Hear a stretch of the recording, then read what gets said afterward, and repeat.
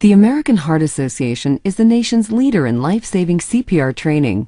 In fact, we write the CPR guidelines for everyone, the public, doctors, nurses, and paramedics. This year, we've made a few changes so that it's much easier for anyone to save a life using CPR. Let's take a quick review of the new CPR process and when to use it. When someone's heart stops beating, it's called cardiac arrest. CPR is needed right away when this happens. Cardiac arrest victims will die if they don't get help fast. When cardiac arrest strikes, the victim typically collapses, stops breathing, or stops breathing normally and can't respond. Sir. If the victim does not respond, and the victim is not breathing or not breathing normally, Call 911 yell for and go someone to get call an AED. 911 Okay. and have them get an AED. An AED is a portable electronic device that helps the heart return to its normal rhythm. If you're alone, call 911 and get the AED yourself. Then follow the AED's voice prompts. If no AED is available, immediately start CPR, beginning with compressions. Doing CPR is not hard. Anyone can do it. And now the American Heart Association is making CPR easier than ever. We used to tell people that the proper steps for CPR are airway, breathing, compressions, or ABC. But we've changed that order, so the compressions come first. It's now compressions, airway, breathing, or CAB. This new order makes it easier because anybody can start out with compressions, even with no CPR training. Just push hard and fast on the center of the chest. If you haven't been trained, keep pushing until help arrives. When you give compressions, make sure you push the chest down at least 2 inches and allow a little time for the chest to come back up. Push as hard and fast as you can. The perfect rate for compressions is at least 100 per minute.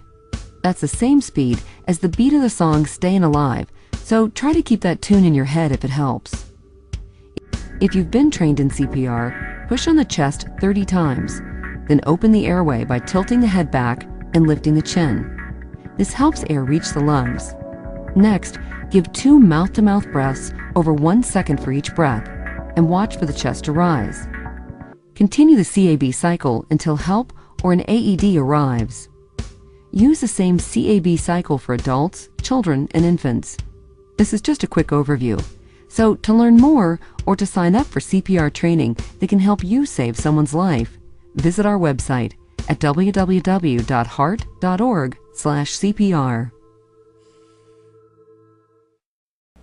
Bom, o Gran Round de hoje visa abordar um tema que é um tema extremamente importante para a nossa atividade aqui como hospital universitário, que é a atenção às redes básicas e de emergência em saúde. Nós dividimos a apresentação em 3 tópicos. Num primeiro momento, a Andréa, que é a nossa médica aqui da emergência, vai abordar as questões do enfoque da emergência no atendimento à rede à saúde, né? E nós temos o privilégio hoje de contar com o professor Eugênio Vilaça Mendes, que é consultor da Organização Pan-Americana de Saúde, e ele tem, inclusive, publicado esse livro, que vocês vão ver, podem acessar pela internet. Eu vi até que eu acho que está free. O professor Vilaça vai abordar essas questões todas relacionadas ao atendimento básico. O nosso professor da universidade, o professor Erno, eu vou pedir que o Erno complemente e faça a integração dessas 2 apresentações, e para que a gente saia daqui com uma proposta eventual de alguma modificação ou alguma sugestão na forma com que hoje nós estamos trabalhando. Eu não sei se vocês viram, saiu no New England essa semana um artigo muito interessante sobre o aumento do atendimento de emergência nos Estados Unidos. Nos últimos 10 anos, cresceu aproximadamente 50% o movimento dos pacientes na emergência, né?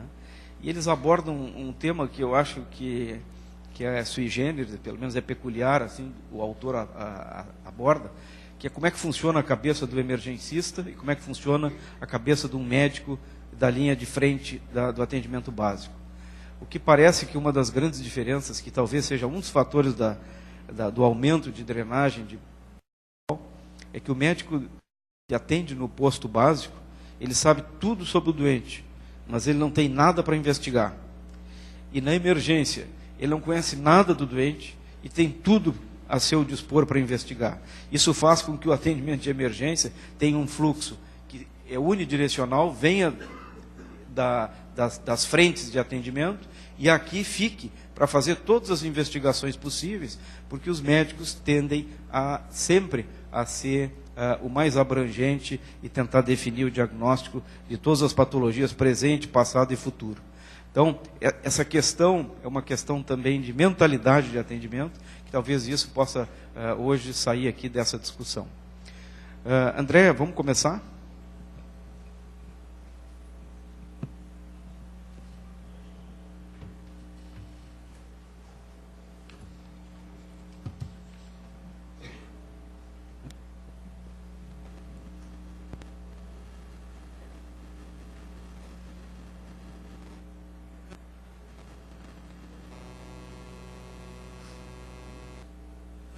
É que tu tem que mexer aí.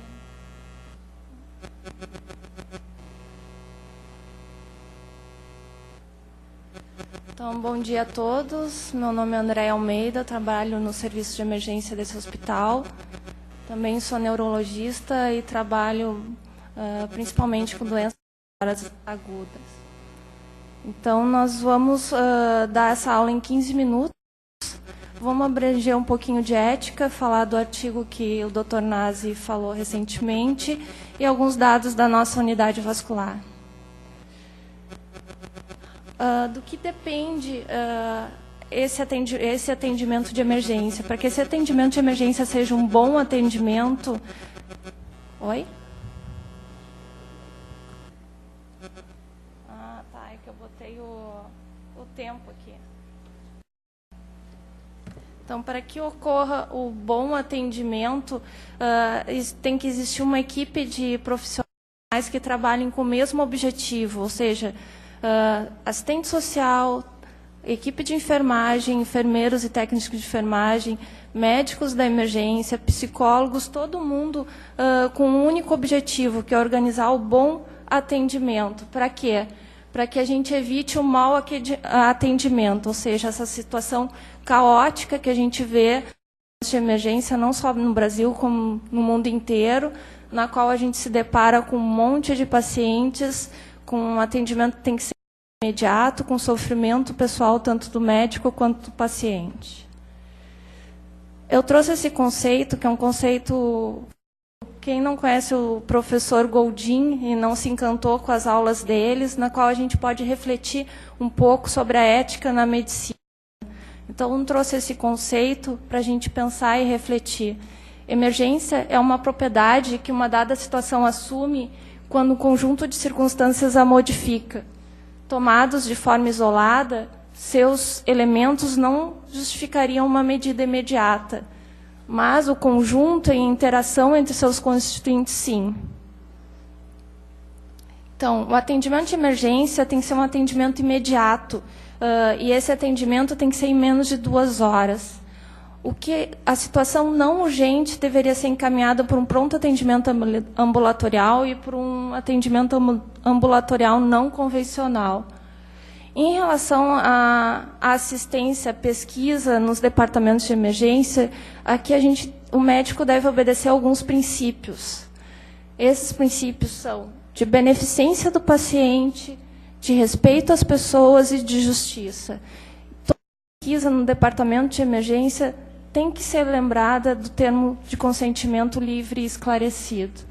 Então, pesquisa tem que ter o apoio tanto do paciente quanto do médico. Esse paciente e o médico tem que ficar seguro de que esse atendimento seja adequado e não gere danos a esse paciente.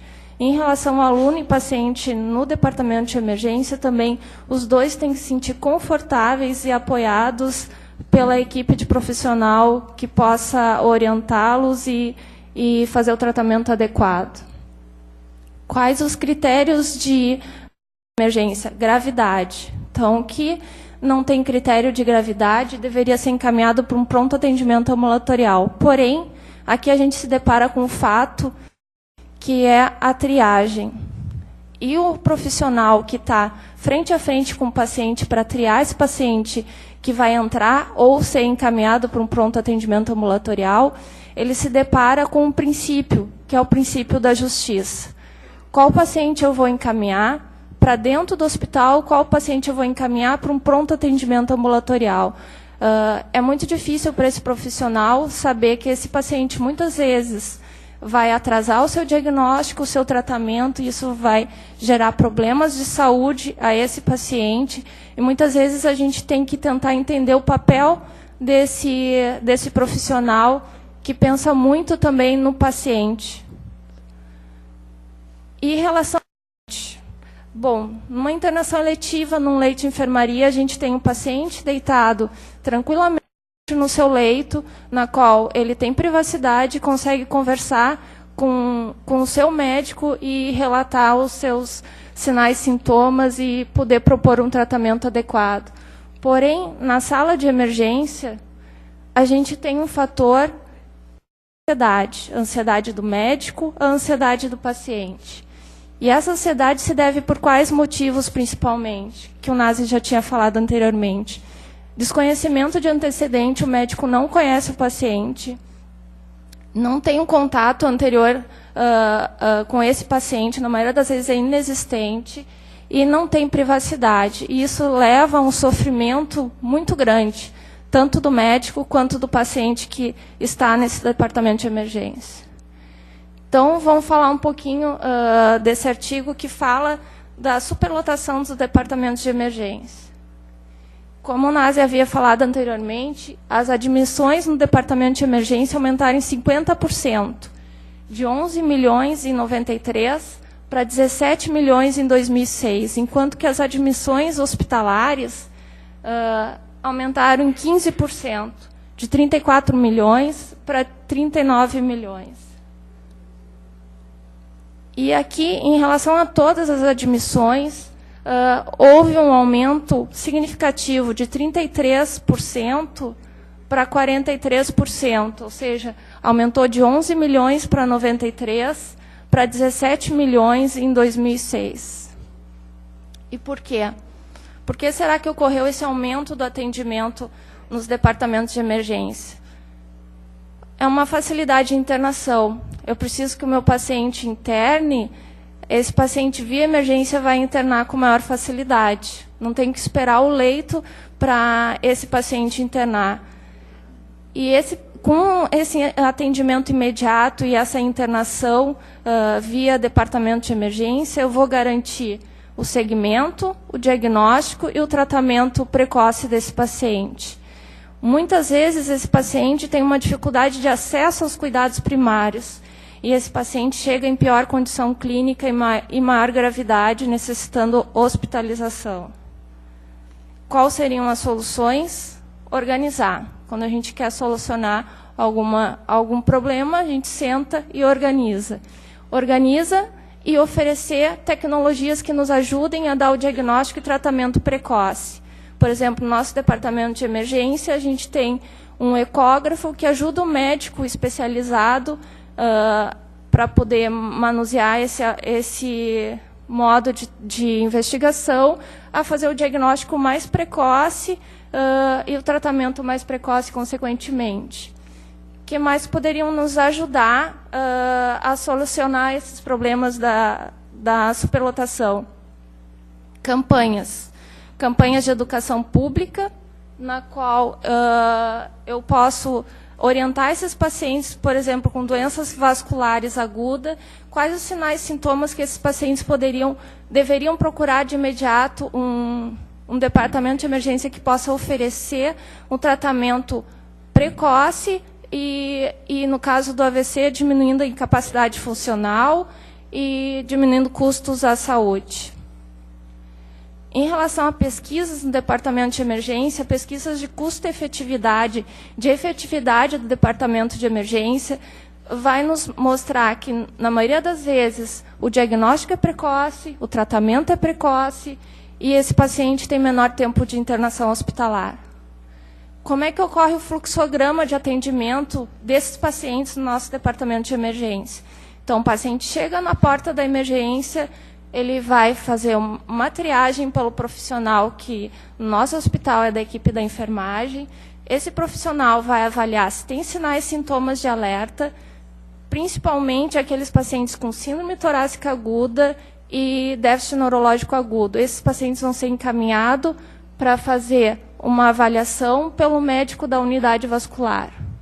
Então, o paciente chega, visto os sinais vitais, síndrome torácica aguda, eletrocardiograma, a enfermeira já vem com o eletrocardiograma e esse paciente vai para a unidade vascular. Se é uma síndrome torácica aguda, esse paciente já vai ser submetido ao tratamento adequado. Se for um déficit neurológico agudo, é encaminhada a tomografia, a avaliação do neurologista e, através de uma equipe que envolve R4 da neurologia vascular, residente da neurologia e o médico contratado especializado, vai se propor o tratamento adequado para esse paciente. Então, esse é um trabalho para avaliar a mortalidade pós a implementação da unidade vascular, de autoria do Dr. Nazi. Então, aqui a gente tem, de 2002 a 2010, os pacientes admitidos no departamento de emergência do Hospital de Clínicas.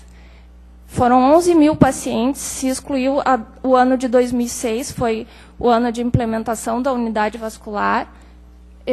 Pré-implantação de unidade vascular, foram 4 mil pacientes, que é de 2002 a 2005, e pós-implantação foram 6 mil pacientes admitidos, né? Aqui chama atenção o número de admissões, que aumentou de 800 para 12 mil pacientes com AVC isquêmico. Por quê? Provavelmente pela educação que se faz na população. Para quem não sabe, a gente ganhou o prêmio de medalha de ouro da World Stroke Organization do Dia Mundial do AVC, por educação da população e da rede básica. O que a gente tem aqui com esse trabalho é uma redução da mortalidade de 9% para 7%, e isso fez com que ocorra uma 20% de redução de risco de óbito nos pacientes após a implementação da unidade vascular de 2007 a 2010. Em relação à mortalidade, embora estudos mostrem que a unidade de AVC reduz mortalidade nesses pacientes, a nossa não demonstrou, e mostrou uma mortalidade estável pré e pós-implementação, mas aumentou em 2 vezes a admissão, de 700 admissões até 2005 para 1.800 até 2010. Porém, o que ocorreu? Não teve redução de mortalidade, mas os tempos diminuíram. Para vocês terem uma ideia, pré-implementação, o paciente esperava, um déficit neurológico agudo, esperava para atendimento 7 horas. Agora ele espera 10 minutos. Para realizar a tomografia, ele esperava 9 horas, agora ele espera 28 minutos. Para confirmação diagnóstica e início de terapia, de 14 horas para 50 minutos. E a gente vai finalizar com essa reportagem na qual o Hospital de Clínicas foi citado, num programa que aqui em Porto Alegre é de audiência alta.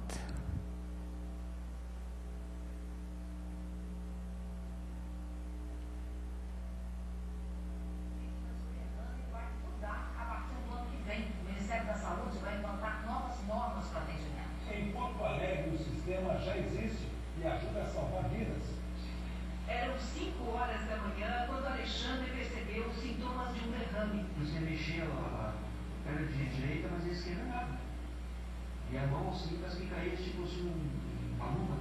Ele recebeu o diagnóstico ainda na ambulância do SAMU e em menos de 2 horas já estava medicado. Mexendo na mão, tempo, né? Tudo caiu no medicamento. A rapidez no atendimento às vítimas de AVC é fundamental e para isso o tratamento especializado faz toda a diferença. Desde que o Hospital de Clínicas de Porto Alegre inaugurou uma unidade específica em 2006, o número de mortes caiu de 12% para 8% dos atendimentos. Agora, o Ministério da Saúde quer implantar essas unidades em todo o país. Vai investir mais de 430 milhões de reais para infraestrutura, treinamento de pessoal e compra de medicamentos trombolíticos,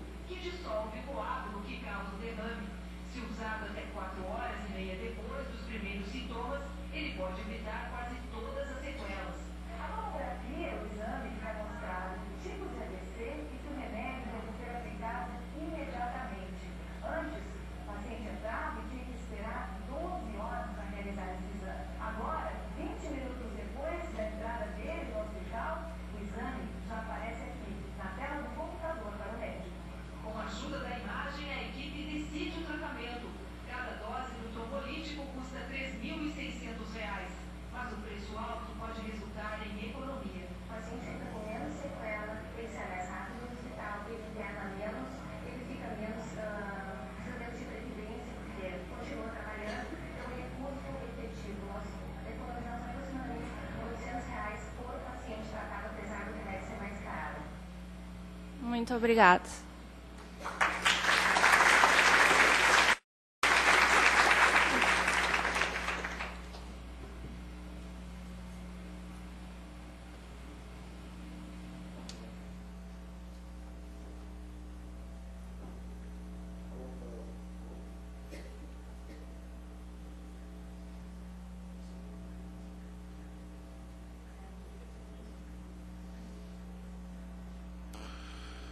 Bom dia a todos. Agora a gente tem o prazer de poder ouvir o professor Eugênio Vilaça Mendes, um dos maiores especialistas em saúde pública do Brasil. Atualmente ele é consultor da Organização Pan-Americana da Saúde, do Conselho Nacional dos Secretários Estaduais de Saúde.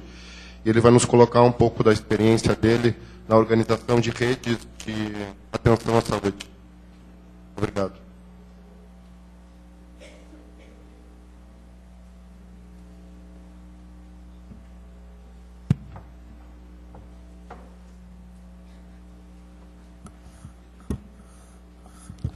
Tem aquele negócio de passar?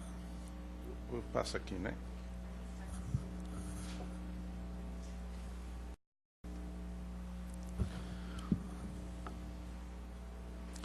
Bom dia a todas e a todos. Eu queria inicialmente agradecer o convite para estar aqui hoje do Hospital das Clínicas, na pessoa do professor Nazi, e do programa de pós-graduação em epidemiologia, na pessoa do professor Erno. O que me foi pedido é que discorresse aqui em 30 minutos sobre essa proposta de redes de atenção à saúde, né? E eu começo com esse slide aqui, que está meio feio, né? Mas é proposital, porque, no fundo, eu queria mostrar que rede não é uma proposta moderna. Não, moderna é, mas não é contemporânea. Isso aqui que parece uma teia de aranha, na realidade é a síntese do relatório Dawson de 1920, em que propunha organizar o sistema de saúde em redes, né? Cujo centro está o hospital de ensino aqui, ó, e na base aqui as unidades de atenção primária à saúde. Portanto, nós estamos falando de uma proposta secular, pena que ela não tenha sido implantada até hoje, né?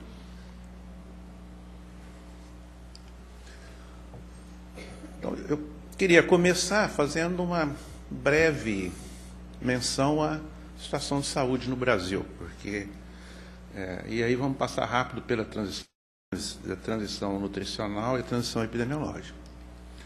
Então, o Brasil vive uma situação de transição demográfica acelerada, né? Nos próximos 15 anos, o número de idosos vai dobrar. Significa que, prospectivamente, nós teremos muito mais doenças crônicas para frente.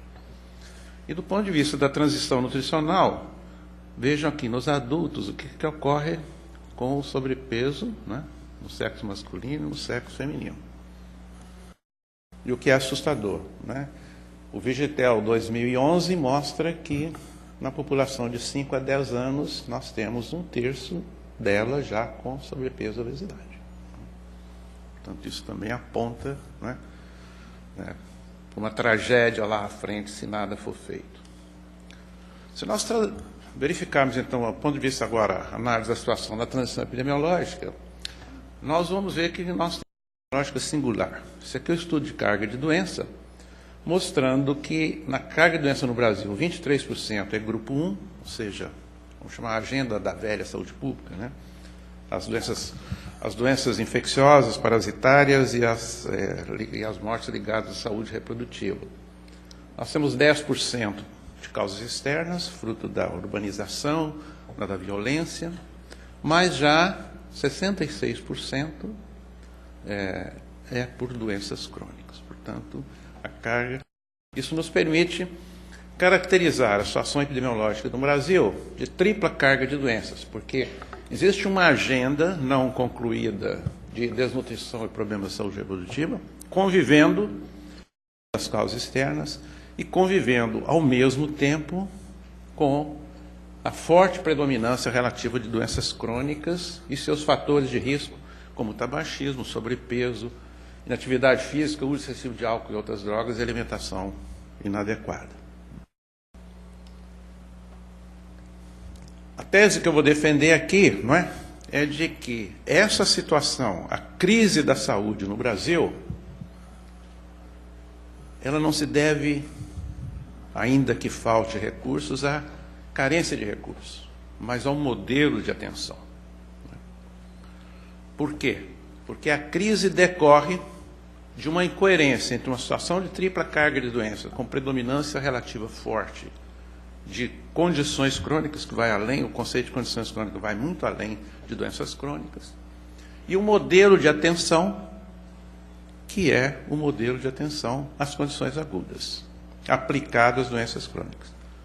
Eu posso pressupor que essa situação dos Estados Unidos, e vou mostrar isso, né, reflete isso, né? Então, esse modelo do agudo, que funciona para o agudo, não estou dizendo que não funciona, mas não funciona para as condições crônicas, né? E quando aplicado, é um desastre. Vejamos no Brasil, apenas 10%, tomemos o diabetes, 10% dos portadores de diabetes tipo 1 apresentam controle glicêmico controlado, ou seja, tem um controle glicêmico, vou chamar aí de hemoglobina glicada igual ou inferior a 7%. 27% de diabetes tipo 2. Em função disso e outras variáveis, 45% portadores apresentam retinopatias, 44% neuropatias, 16% alterações renais, num país que gasta $721 por ano. Mas vamos a um país que gasta 10 vezes mais, $7.164 per capita ano. Os resultados são precaríssimos. 18 milhões dos portadores de diabetes, né, têm diagnóstico. Com essa montanha de dinheiro, 1/3 dos diabetes dos Estados Unidos estão sem diagnóstico. 37% só apresentam nível glicêmicos controlados. Em função disso, 35% retinopatia, 58% doenças cardiovasculares, 30% a 70% neuropatias.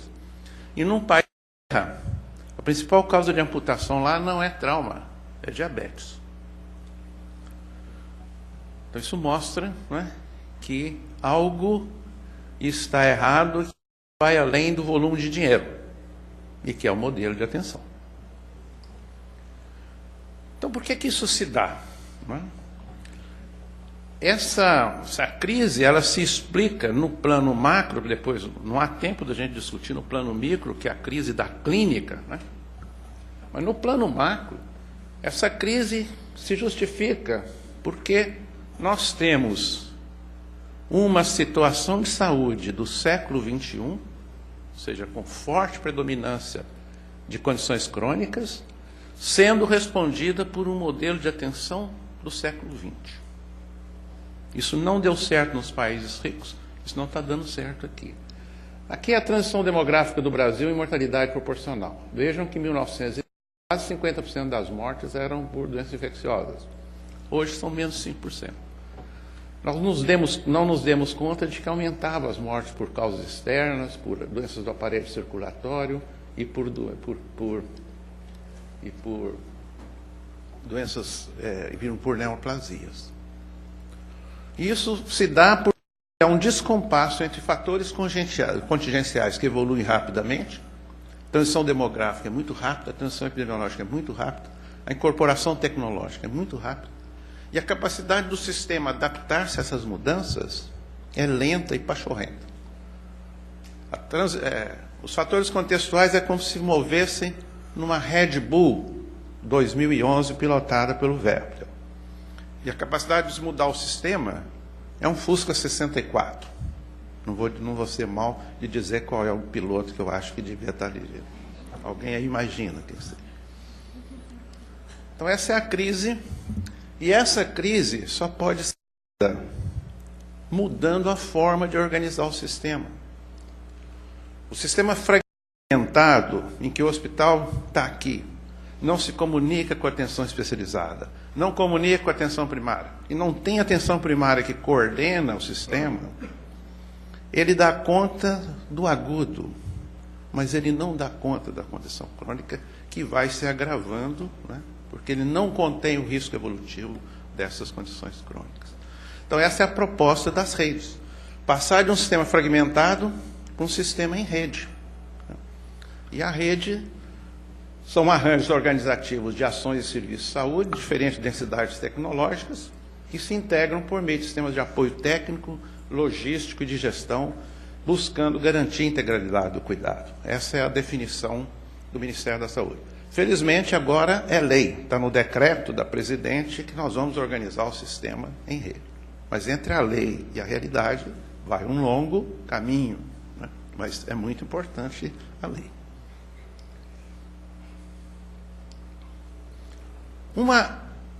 Uma rede, ela tem 3 elementos: uma população, a estrutura operacional e o modelo de atenção à saúde.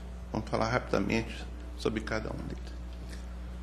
Então, a estrutura operacional, uma rede começa com a população que se vincula à atenção primária à saúde. Portanto, eu não terei rede se eu não tiver um choque de qualidade na atenção primária à saúde. Não adianta ficar mexendo na superestrutura. Eu melhoro, mas eu tenho um limite. E a população de uma rede não é a população IBGE, é a população cadastrada na unidade de atenção primária à saúde. A partir da atenção primária à saúde, nós vamos organizar os pontos de atenção secundários e terciários da rede, os ambulatórios e os hospitais secundários e terciários. Esse hospital aqui é um hospital terciário. De que rede? Eu não sei, vocês podem imaginar, tá certo? Mas, para a rede funcional, nós temos que organizar 4 sistemas de apoio. O sistema em rede, o sistema de apoio diagnóstico terapêutico, o sistema de assistência farmacêutica, o sistema de teleassistência e o sistema de informação de saúde. Mas nós temos que organizar também 3 sistemas logísticos. Porque se eu não tenho a logística, eu não organizo o fluxo e contrafluxo de pessoas, de produtos e de informação. Então, uma rede envolve um sistema de transporte em saúde, um sistema de registro eletrônico em saúde com base em prontuário clínico eletrônico. A gente não vai manejar condições crônicas com sucesso na munheca, na mão, não vai. É preciso prontuário eletrônico. Essas são rupturas que têm que ser feitas. E um sistema de acesso regulado à atenção. Então, sobre esse conjunto se dá uma governança da rede. E a rede vai distribuir-se a partir da população organizada socialmente em famílias. É por isso que se chama Programa de Saúde da Família, não é isso? Nós vamos ter atenção primária em todos os municípios, mas a rede opera com o princípio da escala em saúde, que é muito importante. Hospital de menos de 100 leitos pode chamar hospital, mas não é hospital. Certo? Hospital de pequeno porte é parte do problema, não é parte da solução.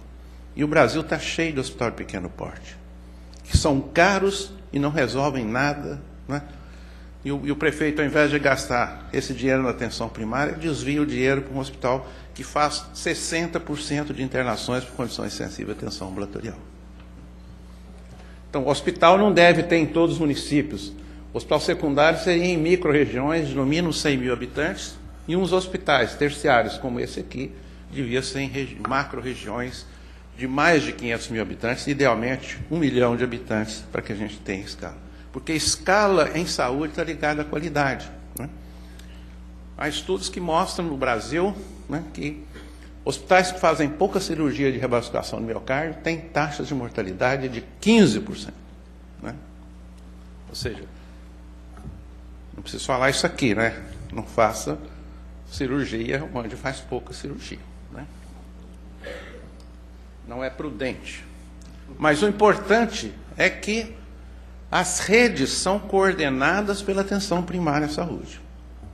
Portanto, o básico é organizar uma atenção primária à saúde, que para coordenar uma rede, ela tem que ter esses 7 atributos, né, clássicos da professora Bárbara Starfield, que é o atributo do primeiro contato, né, é aí que as pessoas devem entrar, da longitudinalidade, da integralidade, da coordenação, foco na família, né, na orientação comunitária e na competência cultural, e ter a função de resolver 85% dos problemas, de ser o centro de comunicação, Ninguém deveria chegar a um hospital, ninguém deveria chegar a um especialista em situação eletiva.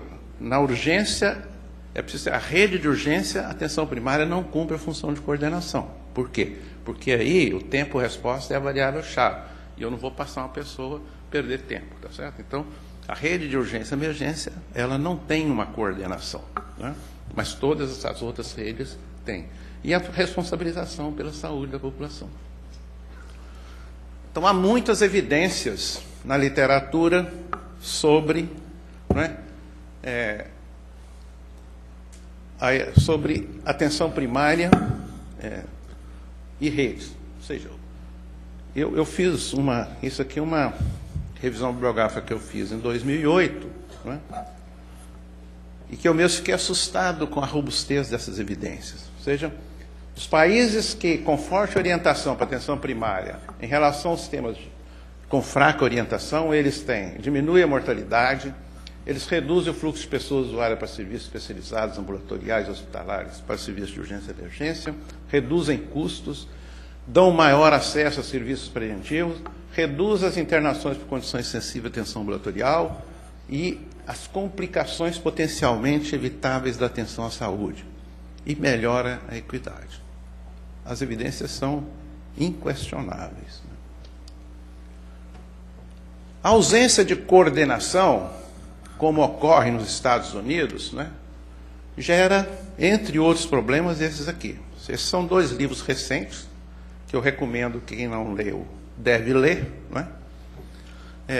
Um que se chama Overtreated, porque muita medicina está nos fazendo mais doentes e mais pobres, né? E outra, o Overdiagnosed, fazendo as pessoas mais doentes ao buscar a saúde, mais ou menos assim, uma tradução literal, né? São livros contundentes, não são panfletos, são escritos, esse aqui é escrito pelo grupo de Dartmouth, de onde sai agora um médico presidente do Banco Mundial, não é isso? Que era o reitor, né?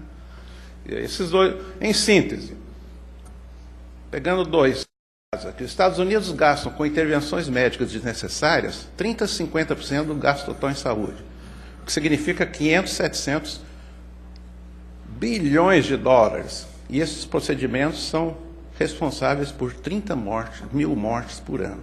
4ª causa de morte nos Estados Unidos é overtreatment ou overdiagnosis.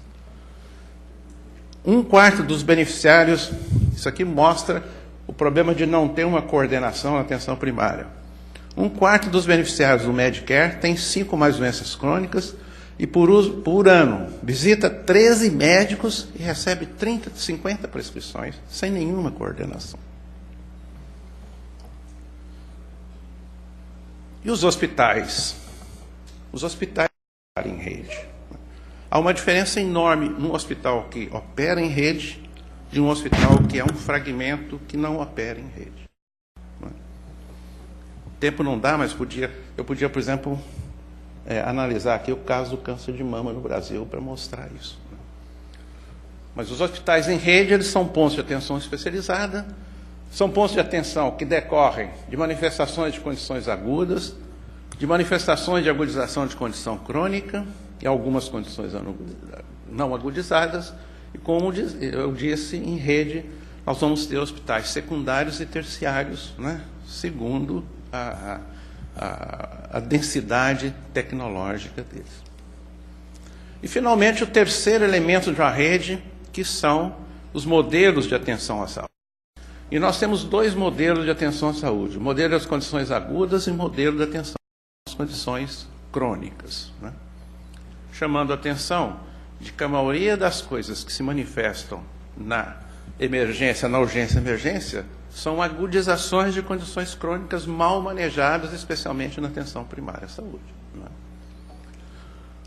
Então, o modelo de atenção à condição aguda, ele será sempre baseado na classificação de risco, que nós estamos usando em Minas Gerais, e soube que aqui nesse hospital também vocês estão usando o protocolo de Manchester, né? Então eu não preciso falar dele, né? Mas, na realidade, o que é a classificação de risco? Eu classifico o risco para dizer, olha, Essa pessoa vai ser atendida no tempo certo, são esses aqui, não é isso? Segundo a gravidade, e no local certo. Né? Então, essas são as... E classificação de risco não é diagnóstico, classificação de risco são algoritmos baseados em algoritmos feitos por sinais de alerta. Né? O que é interessante na experiência mineira é que o protocolo de Manchester, como outras classificações de risco, de urgência e emergência, não foi feito para atenção primária. Em Minas, nós fizemos duas decisões importantes. Nós vamos fazer a rede de urgência e emergência em rede, ou seja, incluir a atenção primária, as UPAs e os hospitais de urgência e emergência numa rede. Essa é a primeira decisão que foi muito correta. E a segunda, para isso nós vamos introduzir a classificação de risco em todos os pontos da rede, incluindo a atenção primária à saúde. Esse aqui é um caso interessante de uma cidade chamada Pirapora, no norte de Minas, 100 mil habitantes, em que antes da classificação primária o quadro era esse aqui, né? No pronto-socorro do hospital. 43% eram verdes. Então o pessoal brinca. Quando nós introduzimos a classificação de risco na atenção primária, veja o verde, o que virou aqui, ó. O pessoal brinca, amarelou o hospital. Na realidade, antes eram mais, eram 65%. Isso aqui é um feriado. Veja, quando a atenção primária fecha, o hospital esverdeia. A minha pergunta é, quantos por cento dos riscos classificados neste hospital aqui são verdes? Eu imagino que são muitos. Não sei quantos. Né? Há um certo esverdeamento aqui, que atrapalha muito, não é isso? A organização porque aqui só deviam estar laranjas, amarelos e vermelhos, né? E não os verdes, não é isso? Já os modelos de atenção às condições crônicas são mais complexos, né? Aqui não é o tempo-resposta. Então, os modelos de atenção às condições crônicas, né, estão baseados não em classificação de risco, mas em estratificação de risco feita a partir de diagnóstico. Aqui é diagnóstico, portanto é ato médico inequívoco. Né? A classificação é feita por enfermeiro. Né? E está correto, porque a minha cabeça do médico é para fazer diagnóstico, e está muito bem assim mesmo. Né? Então, esse modelo de atenção crônica, ele foi desenvolvido, o modelo básico, chama-se Chronic Care Model, foi desenvolvido por um grupo de Seattle, nos Estados Unidos. Coisa que só o americano faz, correr o mundo, o que é que dá certo para manejar crônico. Né? E aí eles verificaram que para ter sucesso no manejo de crônico é preciso fazer mudanças na organização do sistema de saúde e na qualidade, que incidem em 6 elementos: a organização dos serviços, a introdução do sistema de informação clínica, suporte à decisão, o autocuidado apoiado, etc., etc. Né? Mas tem um outro grupo nos Estados Unidos que adotou. Esse modelo aqui está sendo usado em vários países do mundo, diferentemente, né? E nós estamos usando no Brasil também parte dele. Concomitantemente nos Estados Unidos tem de tudo. Né? O sistema em geral é um sistema ruim, não é? Caro, né? Exatamente porque não trabalha em rede, não tem atenção primária, que é o que eu acho que explica muito desses achados, né, que foram apresentados anteriormente. Né? Fora que tem 50 milhões de pessoas que não têm nenhum sistema de saúde e que só tem direito à urgência, né, e emergência.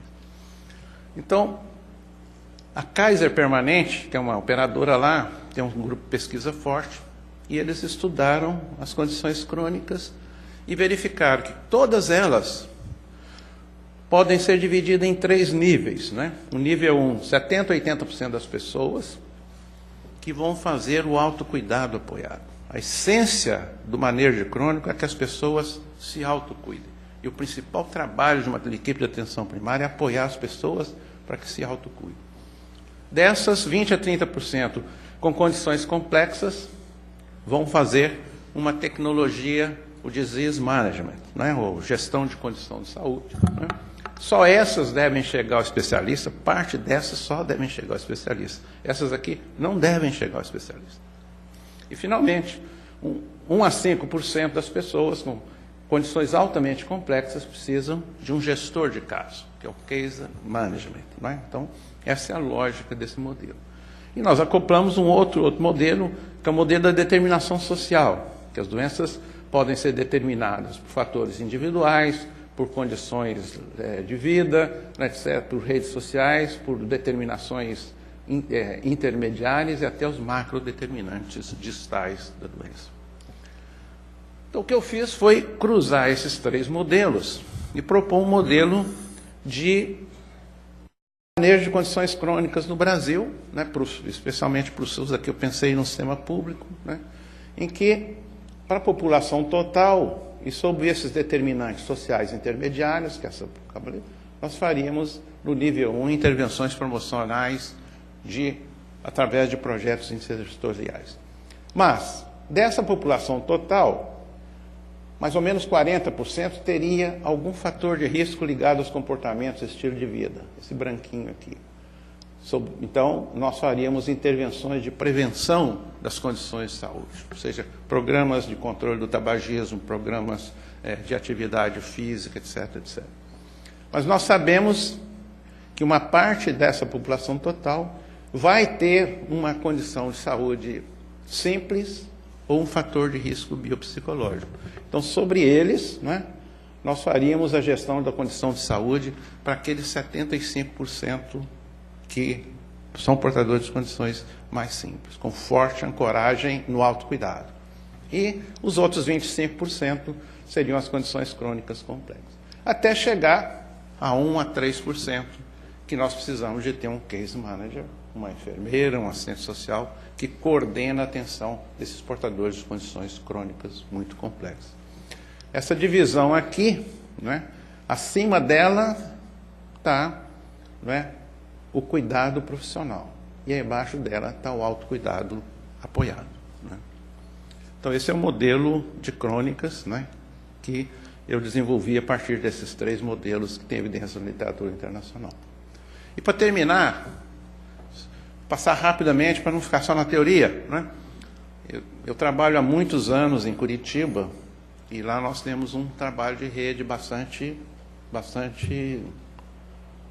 importante. Né?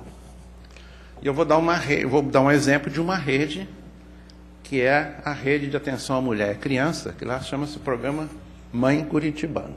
Né? E foi construído, é um programa de 13 anos, portanto, não estou falando aqui de uma coisa que começou o ano passado, né? Quer dizer, então, é uma experiência sustentada. Né? Então, tudo começa na atenção primária à saúde. Curitiba tem 104 unidades sanitárias, 53 PSF, 51 tradicionais, que são unidades desse tipo aqui. Ó. Não tem nada feio lá, bonito, né?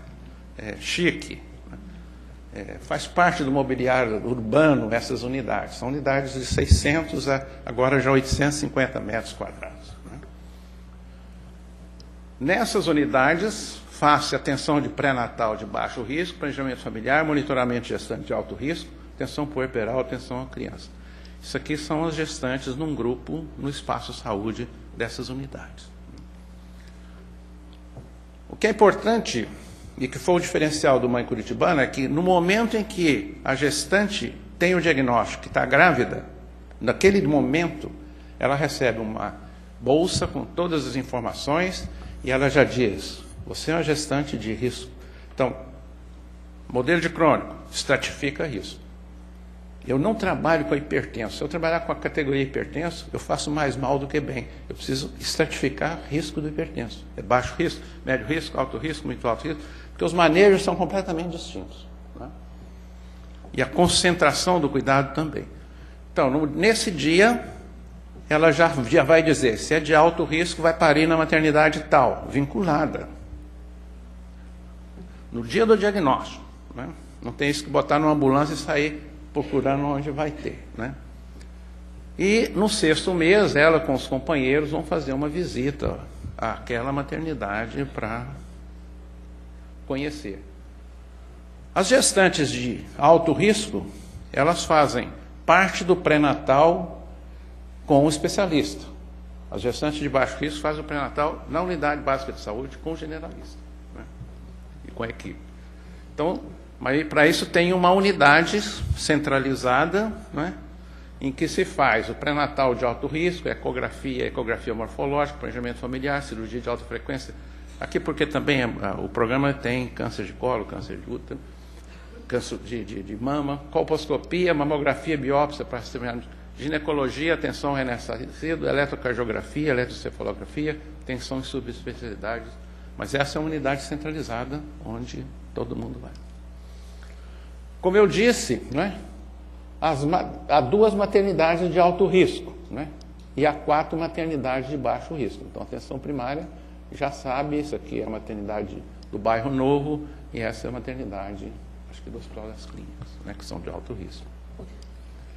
Há um sistema de laboratório que oferece todos os laboratórios, né, aqui estão os laboratórios oferecidos à gestante.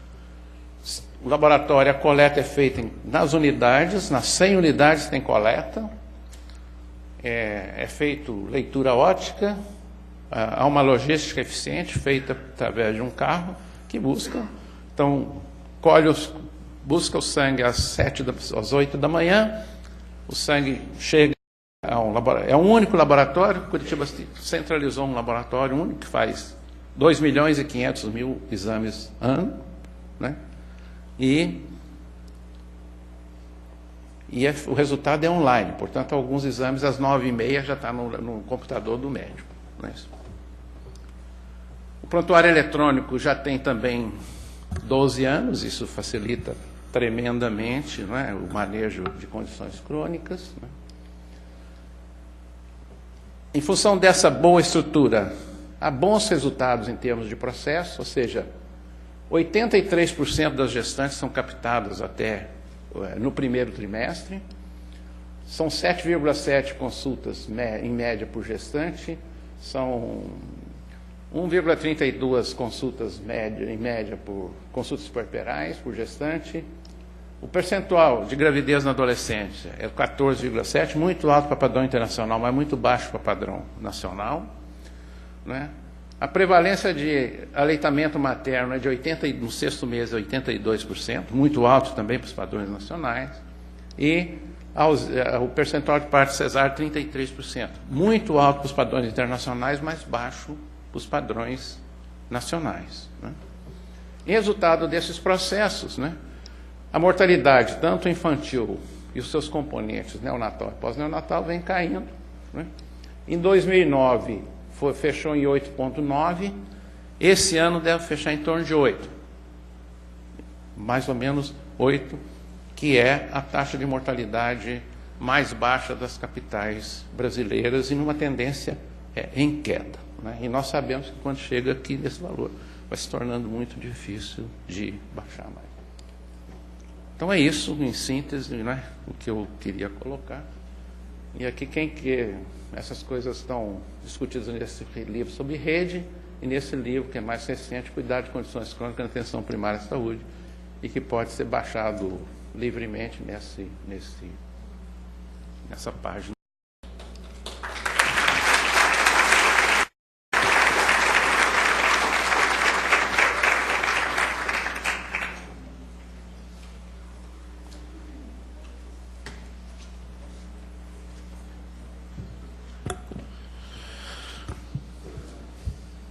Bom dia, eu sou Erno Hartzheim, sou professor aqui da Faculdade de Medicina, do Departamento de Medicina Social e do PPG de Epidemia. Eu vou ocupar o tempo de vocês em 2 minutos, eu imagino. Pode passar, por favor. Eu quero só fazer uma provocação final em relação ao papel do nosso hospital participante da rede de atenção da nossa cidade, né? Todo mundo sabe que o nosso hospital é protagonista nacional e regional numa série de questões, na formação de profissionais, em pesquisa, produção de conhecimento, um modelo para todos os hospitais universitários do país, de maneira pública e também dentro do meio científico, técnico e de atenção. é um hospital modelo para sua atenção hospitalar e ambulatorial e especializada, mas e na rede de atenção, conforme o que mostrou o professor Eugênio para nós nesses últimos minutos, né? Qual tem sido o papel do hospital? Pode passar? Pode passar? Eu não preciso falar isso, pode passar, porque a gente já viu. Esse é um desenho diferente do desenho que o professor Eugênio mostrou, vem de uma publicação da Organização Pan-Americana de Saúde, e vocês podem ver que esse ovo, numa cor lilás meio pálida, seria a base territorial, tem uma ênfase na família, as pessoas, tendo contato com o sistema de saúde e determinando a oferta da rede de atenção a partir das necessidades das pessoas, coisa que não acontece na cidade de Porto Alegre, né? A gente, como boa parte do SUS nacional, determina a oferta a partir da própria oferta, não da necessidade das pessoas. As pessoas com necessidades em saúde, contato com os serviços de atenção primária, com uma inter-relação com os serviços de saúde pública e com os setores sociais outros, e, frente às necessidades, as pessoas são referenciadas, encaminhadas para múltiplos pontos de atenção especializada, entre eles, aqui, obviamente, em Porto Alegre, o nosso hospital. E naquela coluna em verde estão os sistemas de apoio que o professor Eugênio também descreveu para nós, né? Pode passar?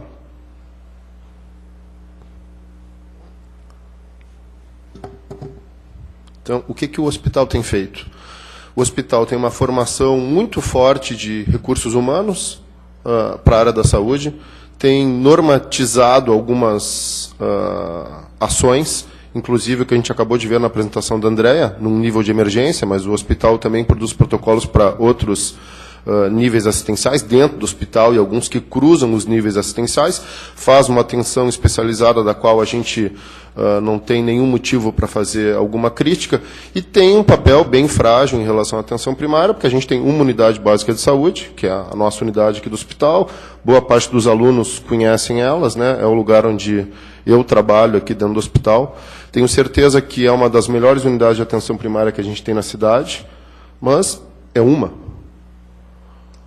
Então, o que é a minha provocação, né? Qual poderia ser o papel do Hospital de Clínicas aqui na cidade para fomentar que a gente venha a ter uma rede de atenção à saúde? Porque para todos vocês que têm um contato mais próximo com o fluxo das pessoas nos diversos serviços de saúde, a gente sabe que em Porto Alegre não tem uma rede de atenção. Porto Alegre tem um monte de serviços, mas nenhum desses serviços está integrado a ponto da gente poder dizer que a gente tem uma rede de atenção na cidade. Eu acho que o hospital tinha que se propor ser protagonista como um modelo de formação de redes de atenção para o país, assim como ele é protagonista num modelo de atenção hospitalar para o país. E esse passo é um passo que pode ser feito pelo hospital sem ser um passo que sacrifique financeiramente o hospital. Tem gente ligada à questão do financiamento na plateia, então a mensagem era um pouco dirigida já, né? O próprio Hospital Conceição, da cidade, tem negociado com o Ministério algumas tratativas para abranger uma área maior da cidade. A nossa universidade tem um distrito docente assistencial definido no distrito Glória Cruzeiro Cristal, de alta vulnerabilidade socioeconômica e, por causa disso, da área da saúde, onde o hospital poderia se responsabilizar por serviços de atenção primária, visitando antes Curitiba para ver como são bonitas as instalações, e não visitando as nossas instalações de Porto Alegre, não a UBS do Clínicas, mas a da Prefeitura, que a maioria delas não tem quase nada de bonito. A atenção especializada descentralizada para algumas situações mais frequentes e uma atenção, quiçá, de urgência e emergência também descentralizada. Além disso, eu tenho certeza que, com a massa crítica que a gente tem no hospital, o hospital teria plenas condições de criar linhas de cuidado na cidade, que a gente também não tem. A gente tem protocolos segmentados de cuidado para algumas doenças. A gente tem o protocolo do AVC, apresentado pela Andréia, mas ele é da emergência. E quais são os passos prévios a isso na rede? Tanto na rede de atenção primária como em ambulatórios especializados. Eles não estão nesse protocolo, porque não é uma linha de cuidado, não atravessa os diversos níveis de atenção. Está centralizado no nível da emergência, né? A gente poderia vir a discutir até a oferta de formação de recursos humanos. A gente tem alguns pontos de especializações médicas e de formação de outros profissionais não médicos da área da saúde muito escassos e necessários para consolidar redes aqui no Estado e na cidade de Porto Alegre. E o hospital tem um sistema de informação próprio, com um prontuário eletrônico, que também poderia ou ser expandido, ou pelo menos servir de modelo, como vai ser para outros hospitais universitários, para a rede de atenção da cidade. E a Carise, por exemplo, né, chefia um centro de avaliação de tecnologias em saúde, e essas várias ações que o hospital já tem, se fizessem parte de um projeto único e coordenado, que tivesse uma intencionalidade muito forte de criar um modelo de rede de atenção na cidade de Porto Alegre, poderia fazer isso com ganho para a população, na melhoria da assistência, e com ganho muito forte de produção de conhecimento, se a gente tivesse uma integração também interna do hospital com esses serviços. Então, é só isso. Muito obrigado. Eu espero que a gente possa conversar um pouco mais com o professor Eugênio.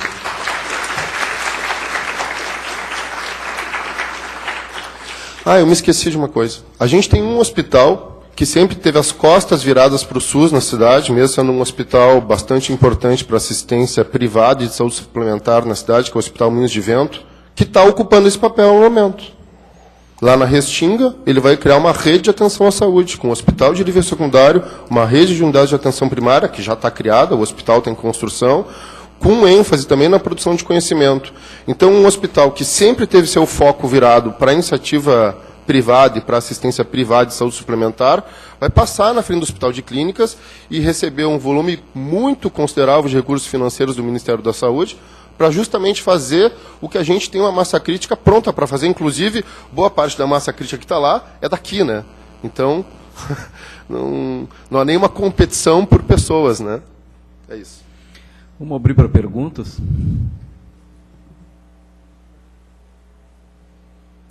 Vamos sugar um pouquinho o professor Eugênio. Carise.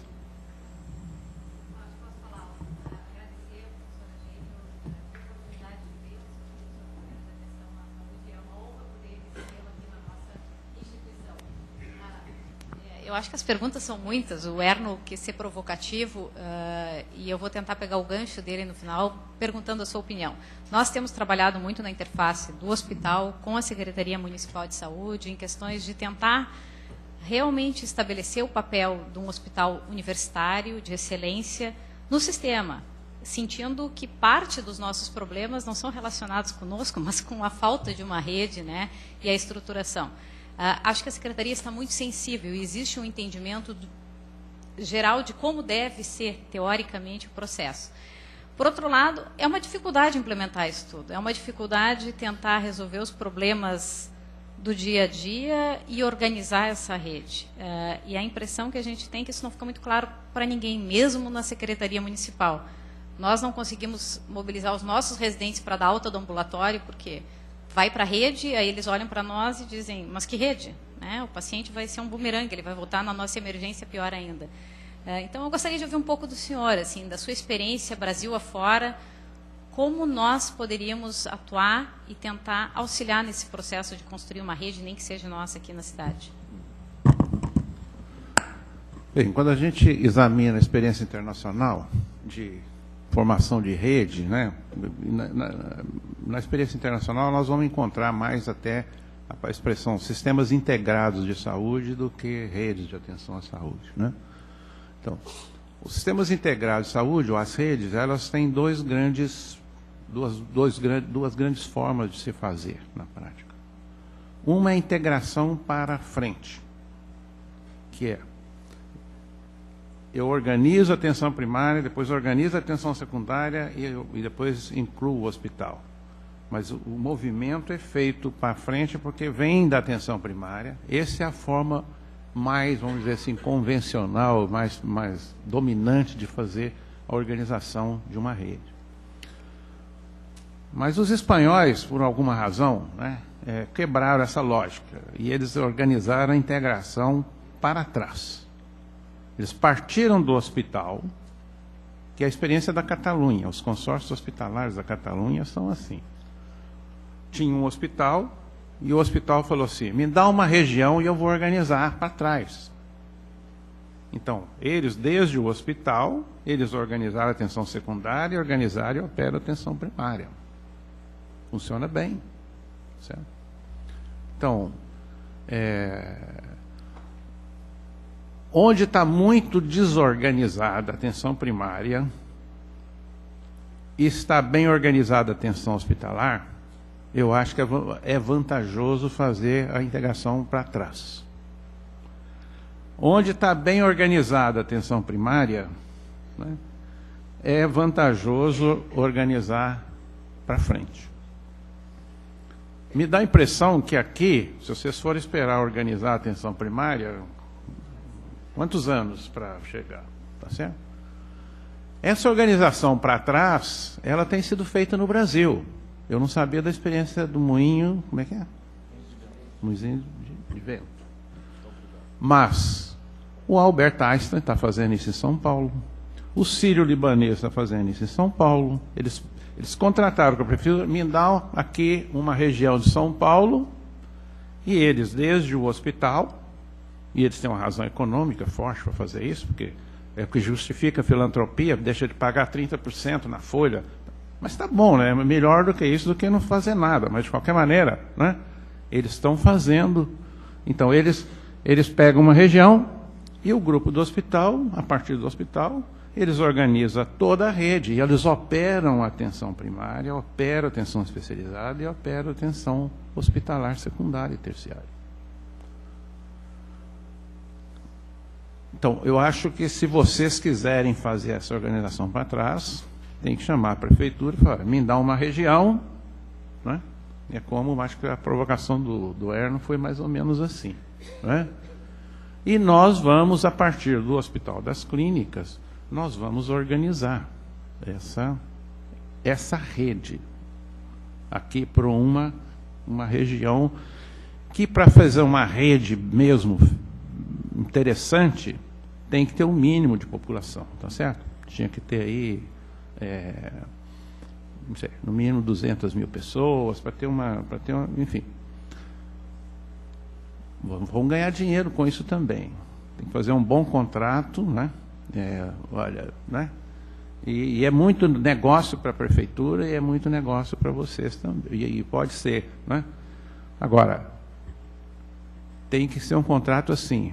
Não, eu não quero unidade com infraestrutura precária, não. Tem que ter dinheiro para investimento, para fazer, entendeu? Quer dizer, tem que ser uma coisa, né, bastante interessante, né? E aí vocês, né, podem ter, né, junto com o grupo da atenção primária do PPG Epidemiologia, um campo de estágio para os alunos da graduação de medicina, né, em unidades bonitas, tipo Curitiba, etc, etc, etc. Então, eu acho que é viável, desde que, né, vocês, no plano estratégico aqui do hospital, dizem, não, nós vamos mexer, nós vamos começar a assumir outras coisas além da atenção hospitalar, né?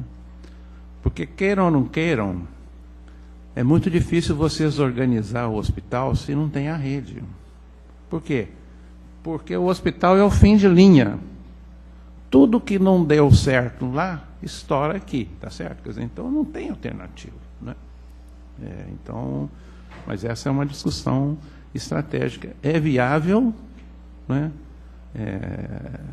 Eu acho que é viável do ponto de vista técnico, do ponto de vista econômico, né? Mas teria que ter uma discussão se vale a pena, né,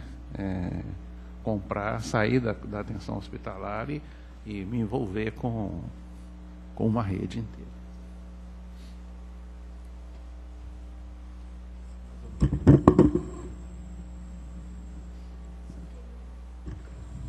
Só queria responder uma das questões do Erno em relação ao nosso atendimento bem especializado do AVC aqui no hospital. A gente sabe que depende muito para esse paciente chegar em tempo hábil da educação pré-hospitalar, do treinamento pré-hospitalar, do reconhecimento naquelas filas da rede básica de saúde de qual paciente deve ser encaminhado.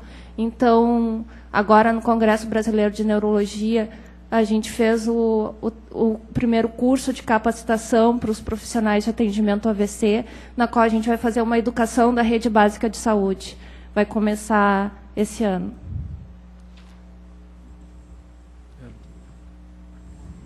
Mais alguém? Alguma pergunta? O professor Busnello tinha uma experiência Na área da psiquiatria, professor Busnello? Hã? Não na área da psiquiatria. Na psiquiatria comunitária? O Nelson Rezende era professor do Departamento de Medicina Preventiva aqui, chamado de Saúde Pública atual. Alô? Estou ouvindo.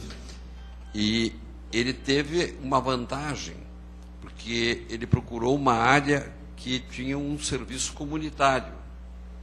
Era uma ação comunitária dos padres murialdinos. Tinham empresado toda a zona do Partenão, que pegava umas 5, 6 vilas. O Morro da Cruz, o Campo da Tuca, a Vila Vargas, a Vila Albion, e tinha 28.850 pessoas. Eles estavam captados. O que ele sentia foi a falta de psiquiatria, porque estava faltando, já tinha ginecologista, tinha obstetra. Estavam todos plantados num centro único. E foi para lá que nós fomos levados para cuidar da parte de saúde mental. Mas o que aconteceu é que, nesse meio tempo, eu fui convidado para fazer um mestrado de saúde pública nos Estados Unidos, e com o mestrado aprendemos alguma coisa sobre a organização da comunidade e a organização dos serviços de saúde comunitários no modelo mais inglês. E um grupo de pessoas se movimentou para lá, que era a melhor inteligência que tinha por aqui, pelo menos naquela época, o Isaac Levin em prontuários, o Grossman em saúde de família desinteressada, a Reia Silva, que era uma grande ginecologista, professora, pediatras de alto nível, como a Hebe Tourinho, que tinha trabalhado com Morley, né, em prioridades pediátricas. E aí sim, nós fizemos um split, dividimos 28.850 pessoas em 5 zonas. Cada zona tinha um nível de 6.000 pessoas, 1.200 famílias, e foi feito indiretamente pelo hospital e pela Universidade Federal do Rio Grande do Sul. Foi feito um sistema comunitário de saúde que foi escrito. O Werner Fach tem isso escrito. E fundou-se uma primeira residência financiada não pela universidade nem pelo Estado, pela Cotrijuí, que queria um modelo de médico de família para o interior, nos 2 primeiros anos, e pelo SESI nos outros 2 anos. Então, evidente que eu acho que a primeira ideia é que o hospital procure uma área geográfica. Acho que não dá para uma área psicossocialmente estruturada. Né? Essa área, eu queria só fazer uma... Aí parte para fazer... Quer falar, perguntar, Tamir? Pergunta. Foram até construídos postos, falaram em postos muito decadentes, não, eram até uns prédiozinhos agradáveis, levou 10 anos a construção de tudo, mas funcionava como uma rede básica de saúde e formou residentes. E tinha pós-graduação, submetia um exame Riggs e recebia o título pela Secretaria da Saúde, pela Escola de Saúde Pública. O hospital pode seguir esse modelo. Eu queria perguntar... Obrigado, professor. Esse modelo de o hospital abraçar uma determinada região não privilegia só aquela região, já que o hospital nosso aqui tem um compromisso com toda a comunidade do Estado? Bom, então a primeira pergunta essa situação é uma situação ideal ou uma situação de fato? De um hospital que tá certo? Então, certamente esse hospital, sendo um hospital de ponta no Brasil, algumas coisas tenderão a vir só para quê? Porque ele seria um hospital estadual para certo, mas por procedimentos muito... Ou seja, o que ocorre aqui, assim como na urgência está cheio de verde, não é isso? Tem muita gente que vem em busca de cuidados especializados ambulatoriais também que não deviam estar aqui, tá certo? Quer dizer, por que isso ocorre? Porque o Estado não está organizado em rede, tá certo? Então, esse hospital aqui, se tinha uma política de rede, não é? Esse hospital aqui, ele teria uma localização geográfica certa, certo? Ou para a região metropolitana, sei, mas isso aí é um trabalho que a Secretaria Estadual de Saúde tem que fazer, não é isso? Quer dizer, lá em Minas, por exemplo, cada hospital já está claramente definido a sua região geográfica, o que ele faz, para o que vai, tá certo? Se é o grande, na rede de urgência e emergência, esse hospital aqui é a referência, né, no trauma, se é a referência na doença cerebrovascular, etc. Então, é um pouco a situação de fato, né? Mas eu acho que ela não deveria imobilizar, porque eu vou ter uma situação transicional em que para essa região vocês serão rede, mas terão que atender outras coisas que decorrem de que a rede não está. Mas o fato é de que nessa região vocês podem desenvolver um movimento de um círculo virtuoso que se antepõe ao ciclo vicioso sem saída que a situação da fragmentação impõe no Estado inteiro. Certo? Quer dizer, então, essa é uma discussão que, ou seja, para mim valeria muito a pena, mesmo que fosse uma fatia, né, da região metropolitana ou do município de Porto Alegre, né, quer dizer, enfim, né, que esse hospital aqui, claramente, ele vai se inserir numa rede de um hospital terciário, né, onde vai ter, enfim, desenha a rede, mas o movimento é do hospital. Aí vocês vão dizer, não, nós vamos fazer como se fosse um piloto de rede, mas está precisando aqui fazer um piloto de rede, tá certo? Quer dizer, e a universidade é o lugar melhor para fazer isso, né? Bom dia, professor. É uma imensa satisfação ouvi-lo falar. Meu nome é Tanira, eu sou vice-presidente administrativa neste momento do hospital, mas nos meus 20 anos de hospital eu sempre trabalhei lá na ponta. Eu era administradora da emergência, do ambulatório, da unidade básica de saúde. Então, sempre tive esse contato na ponta com a rede, com a chegada do paciente. Quero lhe dizer que eu tive a imensa satisfação de participar de toda a criação da unidade vascular. Sei que é organizar um atendimento de paciente agudo, que foi uma bela de uma experiência. E a questão do paciente eletivo. Nós já fizemos, e Porto Alegre teve diversos momentos em que tentou fazer essa organização, cortando a grande Porto Alegre em 4 grandes regiões e dando cada uma para um dos 4 grandes hospitais.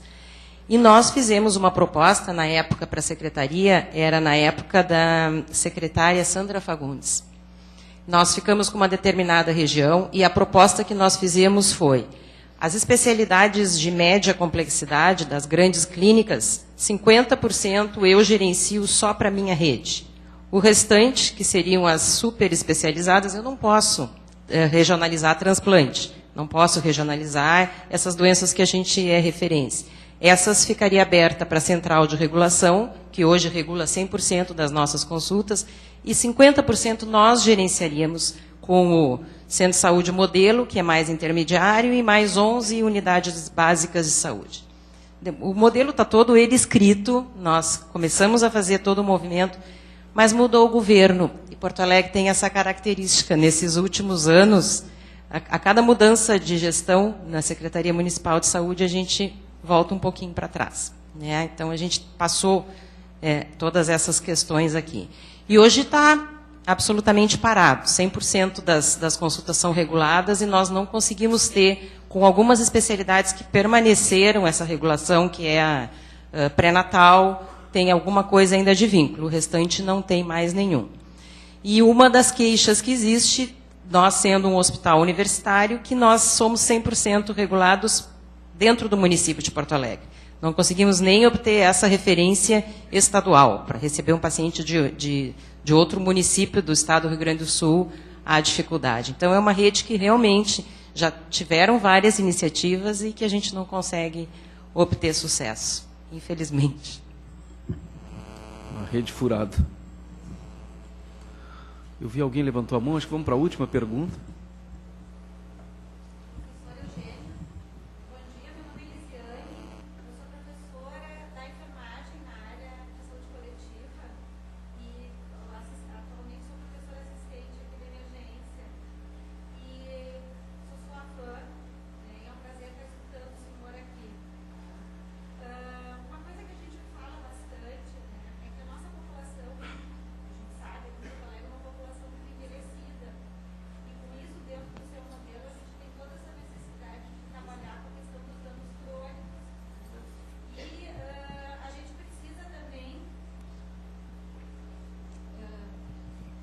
a gente precisa também, dentro disso, de trabalhar com essa rede. E muito se fala aqui em Porto Alegre da rede como sendo composta somente pela atenção primária, né? E às vezes até a gente se fala fora, né, da rede, às vezes a gente se inclui na rede, e o hospital, né? Mas para dar conta dessas situações crônicas, a gente precisa de vários pontos nessa rede, né? E isso se modifica um pouco. Então eu gostaria de ouvir um pouquinho o senhor falar o que a gente precisa fazer, como estruturar, porque a gente sabe que esse dano crônico a gente não vai dar conta. O senhor explicou um pouquinho ali do modelo, né? Mas a gente tem que ter esses diferentes serviços para compor. Bom, quando a gente desenha aquela estrutura operacional que eu mostrei, né, ela mostra os componentes de uma rede. Então, quando eu vou pensar em rede, né, eu tenho que pensar que eu tenho que estruturar esses 5 componentes que são interligados, não é isso? Quer dizer, mas eu começo na atenção primária. Aliás, já nem vou falar o começo, porque eu posso começar a partir do hospital, na outra... não é? Quero insistir muito nisso. Quando o hospital está bom e a rede primária está ruim, a integração para trás é melhor, estrategicamente. Né? Então, a atenção primária é transversal a todas as redes, os sistemas logísticos são transversais a todas as redes e os sistemas de apoio são transversais a todas as redes. A única coisa que é temático são, dada a necessidade da divisão técnica do trabalho, não é isso? Quer dizer, eu não vou prescindir de um neurologista num AVC, não é assim? Quer dizer, então, tem uma divisão técnica do trabalho. Então, os pontos de atenção secundários e terciários, ambulatoriais e especializados, é a única coisa que vai ser organizada. Então, né, se eu penso... Então, eu apresentei uma rede de mulher e criança, mas eu posso apresentar uma rede de atenção às doenças cerebrovasculares. Aliás, na verdade, a gente já está pensando, né, lá em Minas, por exemplo, numa rede que, numa só, entra todas as doenças cardiovasculares, doença cerebrovascular, doença renal crônica, porque a abordagem é basicamente a mesma. Então, não é uma rede assim por doença especificamente, né? Então, mas aí, então, eu tenho atenção primária, a atenção secundária, hospitalar e ambulatorial, e atenção terciária. Então, eu desenho esses pontos, os fluxos. Para isso, então, como é que eu começo uma rede? Eu começo uma rede quando, a partir de diretriz clínica, não é? Eu vou começar uma rede de doença cerebrovascular, cada um acha que deve ter isso. Não. Eu vou ver a evidência científica, né, que pode ser feito disso na atenção primária, quando precisa de atenção secundária e quando precisa de atenção terciária em cada ponto. E aí eu desenho o guideline da rede de atenção cerebrovascular. O que a atenção primária faz, quando vai para o ambulatório especializado, quando vai para... Então, esse é o trabalho, né? Quer dizer, que precede e que a universidade tem boas condições para fazer isso melhor, né? Porque envolve já profissionais que têm no seu dia a dia esse domínio da medicina baseada em evidência, que é fundamental para isso. Eu falei, nós estamos falando muito no hospital, mas eu quero tocar num ponto aqui sobre a atenção ambulatorial especializada, não é isso? Que é aquele ambulatório especializado que vocês devem ter aqui no hospital também, não é? Não é como referência secundária, não tem? Então, no SUS tem um diagnóstico que eu acho equivocado, que diz assim, o maior vazio assistencial do SUS está na média complexidade, não é assim? É um diagnóstico contundente. Falta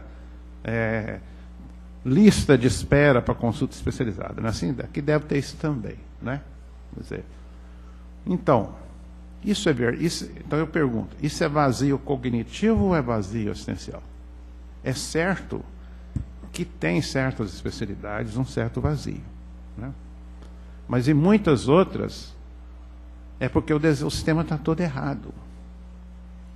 Se eu chegar, vou formular uma hipótese, que eu formulei a hipótese que se eu contar aqui, vocês vão estar muito esverdeados aqui nesse hospital, não é isso? Não é por culpa de vocês, é porque vocês são fim de linha. Se eu chegar no ambulatório de cardiologia aqui, eu também posso fazer a hipótese de que os cardiologistas estão atendendo muito o hipertenso de baixo e médio risco, quando não deviam fazê-lo. Isso é tarefa de atenção primária à saúde, né? Daqueles 75% que não devem chegar aos especialistas, eu posso hipotetizar que os ambulatórios estão cheios dessas pessoas e que esse cardiologista se apossa, né? Isso é estudado na literatura como efeito velcro do especialista, né? Ele agarra ali e não sai mais, tá certo? Quer dizer, né? Qual é a evidência que tem? A relação entre especialista e generalista só agrega valor para as pessoas quando especialista e generalista se conhecem, elaboram em conjunto o plano de cuidado, fazem trabalhos clínicos conjuntos com certa... Essa coisa de mandar uma pessoa numa central de regulação, ou de cair num especialista para uma consulta, outro dia vai para o outro que ele não conhece, isso não serve para nada, nada. Quer dizer, então, né, nós temos um estudo em Minas, um ambulatório de especialidade, 80% do que estava lá não devia estar lá. Então, com essa massa, você vai abrindo ambulatório especializado, em 3 meses o que acontece? A agenda está fechada. Não é assim? Quer dizer, então, essas relações entre especialistas, por isso é que é importante também, quer dizer, o modelo de atenção com base na pirâmide de risco, e a estratificação, ela tem essa função, ela vai dizer qual é o lugar certo da atenção, né, e qual é a concentração da atenção que cada qual vai fazer. Mas eu quero dizer que isso é que a rede dá conta.